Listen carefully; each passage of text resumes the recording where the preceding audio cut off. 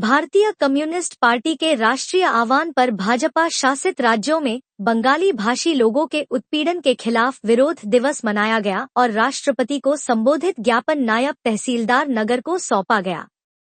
विरोध प्रदर्शन को संबोधित करते हुए भाकपा जिला सचिव अशोक कुमार तिवारी ने कहा कि बांग्लादेशी विदेशियों को भारत से हटाने के बहाने ज्यादातर भाजपा शासित राज्यों और केंद्र सरकार बंगाली भाषी लोगों को जानबूझकर परेशान करने व उत्पीड़न करने की नीति अपना रही है।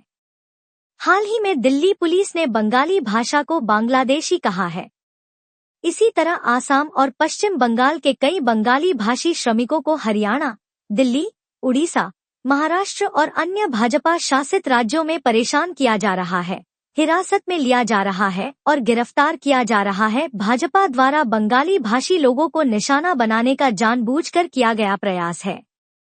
बंगाली भाषा एक भारतीय भाषा है जिसकी समृद्ध सांस्कृतिक परंपरा पर सभी भारतीय गर्व करते हैं। ज्ञापन के माध्यम से मांग किया गया कि इस उत्पीड़न को तत्काल रोका जाए और बंगाली भाषी भारतीयों के संवैधानिक अधिकारों की रक्षा की जाए। आज हम लोग के राष्ट्रीय नेतृत्व के आह्वान पर ये जो बीजेपी शासित राज्यों में बंगला भाषी लोगों के साथ उत्पीड़न हो रहा है, उसको बांग्लादेशी बताकर उत्पीड़न किया जा रहा है। आसाम में, दिल्ली में, महाराष्ट्र में, कई राज्यों में घटनाएं हो रही हैं। तमाम जो श्रमिक बंगाल के जाते हैं वो बंगला भाषी हैं और बंगला बोलते हैं, उनको विदेशी कहकर उनका उत्पीड़न किया जा रहा है, गिरफ्तार किया जा रहा है, हिरासत लिया जा रहा है।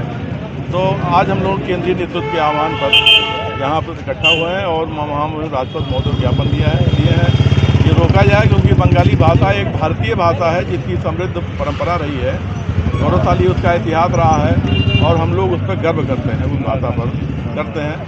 तो वो कर रहे हैं। दूसरे ये है कि जो अभी चुनाव आयोग का जो फर्जीवाड़ा पकड़ा गया है एक विधानसभा में, कर्नाटक की एक विधानसभा में, इसी तरीके वो पूरे देश में इन्होंने जो कुकृत्य किया है चुनाव आयोग के माध्यम से सरकार ने करवाया है और बीजेपी वाले उसका लाभ उठाए हैं, उसके विरोध में भी आज हम लोगों ने ज्ञापन दिया है भाकपा माले की तरफ से। और हम लोगों ने मांग किया है कि चुनाव आयोग पूरी तरह उसकी जांच करे। शपथ पत्र मांग रहा है चुनाव आयोग, तो शपथ पत्र क्यों मांग रहा है भाई? कागज तो उसी सब कुछ है, सारे अभिलेख उसी के हैं। लोकसभा में जब जांच करे हो और विपक्ष, लोकसभा का नेता विपक्ष जब बोल रहा है तो उसने शपथ लेके ही तो लोकसभा सदस्यता ग्रहण की है। तो कोई मतलब नहीं है उनसे शपथ मांगने का। ये पूरी तरह जालसाजी है और अलोकतांत्रिक है। लोकतंत्र को पूरी तरह खत्म करने का प्रयास है, जिसकी हम लोग कड़े शब्दों में निंदा करते हैं और राष्ट्रपति से मांग करते हैं कि ये तत्काल इस पर बड़ा एक्शन लिया जाए। और वहाँ उनसे जो मुख्य न्यायाधीश हैं सर्वोच्च न्यायालय के, उनसे मांग की गई है कि स्वतः संज्ञान लेकर वो इस प्रकरण को देखें।